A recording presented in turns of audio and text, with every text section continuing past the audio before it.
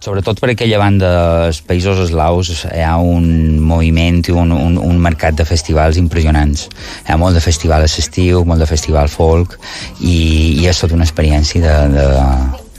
per anar-hi i visitar-ho, perquè a més ells agafen tota la música, molta influència centroeuropea, però després també tenen aquest ritme tan repetitiu també que mos agrada molt en aquesta banda de món i jo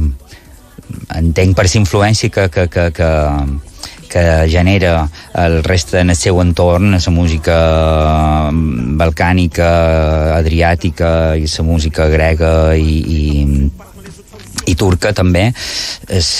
poden dir que això és música mediterrània, o sigui, ja Mediterrani ha vessat les fronteres i xucla de moltes altres bandes també, i això també ho hem d'entendre així. Ja el món ha canviat, tenim cada vegada més informació d'altres bandes i els músics incorporen aquestes influències cap a la seva pròpia música sempre. Els cas més paradigmàtics són això, els gitanos centroeuropeus, els gitanos eslaus, però també els gitanos francesos.